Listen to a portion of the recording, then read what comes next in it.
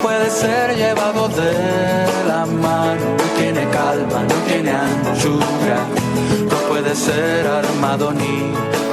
Bueno, comenzamos a compartir un grupo de pequeñas catequesis dentro de la catequesis en torno a la figura del obispo en la iglesia, tal cual nos lo enseña el magisterio eclesial y también la palabra de Dios interpretada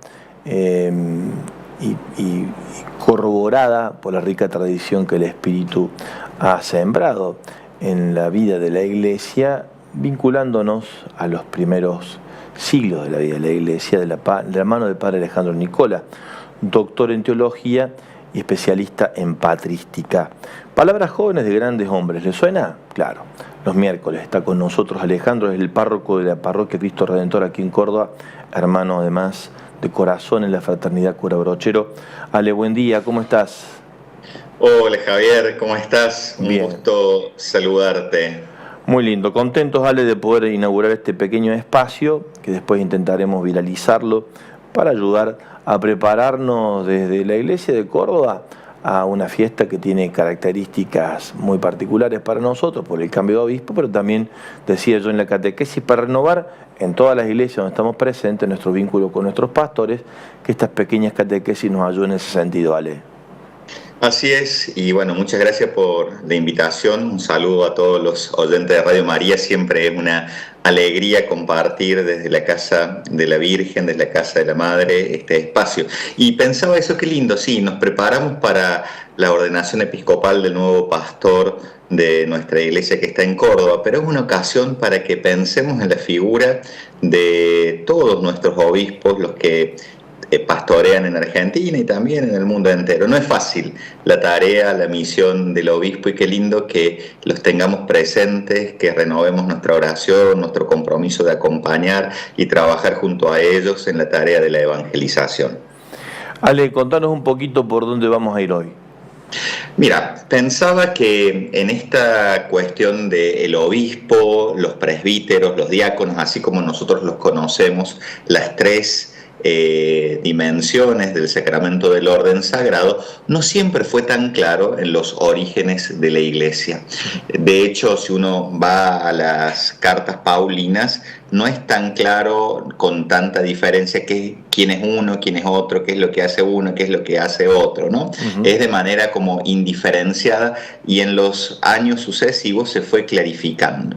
De hecho, el primer autor que habla con claridad de el obispo, los presbíteros y los diáconos es San Ignacio de Antioquía, uno de los padres apostólicos, obispo de Antioquía, que no se sabe bien por qué razón tuvo que dejar su sede, quizás por algún juicio que le hicieron a él, y tiene que peregrinar desde Antioquía hasta Roma.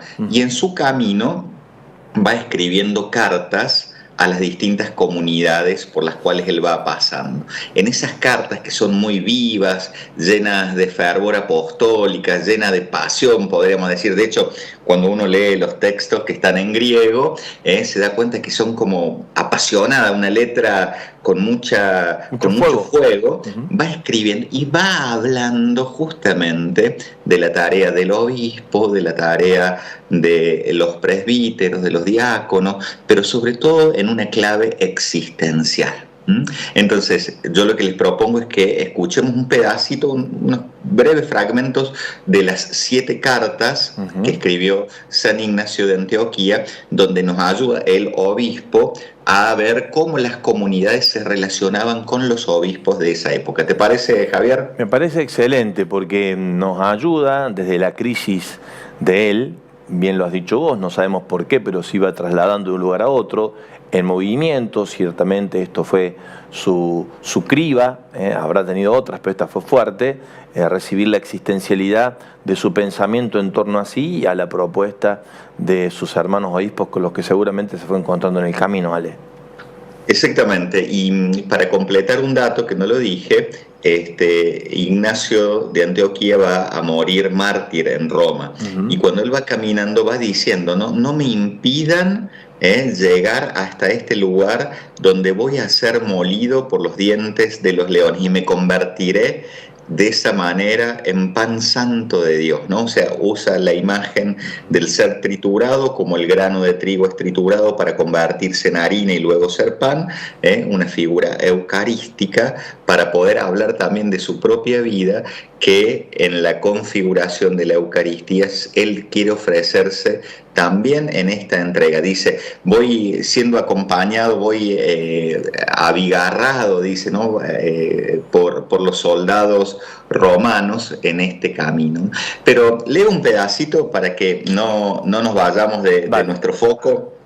Y dice así, en la carta a la iglesia de Trales, a los tralianos, dice, reverencien todos a los diáconos como a Jesucristo, así como al obispo, que es figura del Padre, y a los presbíteros como el Senado de Dios y como a la asamblea de los apóstoles. Sin aquellos no existe la iglesia. Acerca de estos tengo la persuasión de que que deben entenderlo así, pues he recibido y tengo conmigo mismo un ejemplo de su amor en su obispo, cuya conducta misma es una gran enseñanza, y su mansedumbre, su fuerza, yo creo que incluso los mismos ateos lo respetan. Interesante. Fíjate, Javier, que hay una imagen que es muy interesante acá, ¿no? Dice, reverencien a los diáconos como a Jesucristo, al obispo, que es figura del Padre, y a los presbíteros como el Senado de Dios.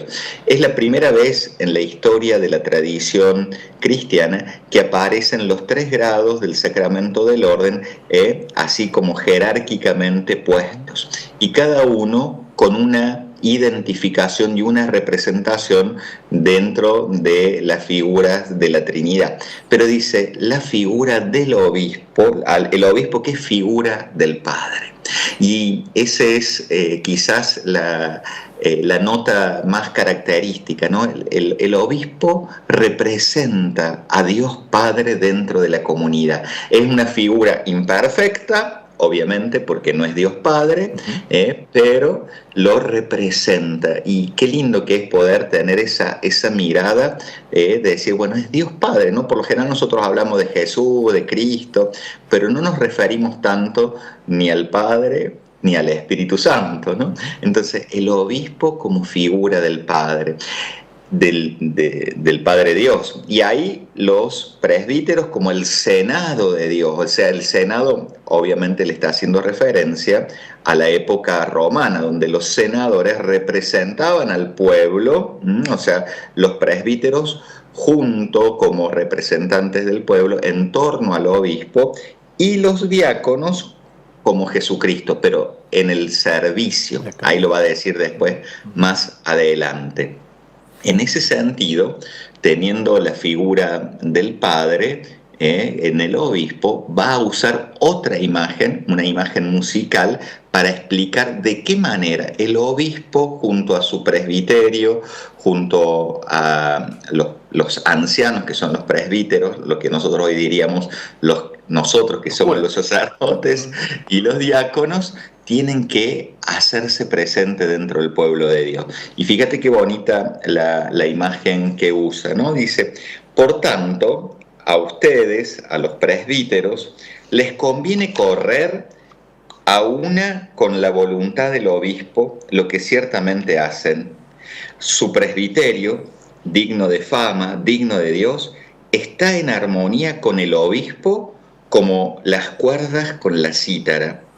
Por ello, Jesucristo entona un canto en su concordia y en su armoniosa caridad.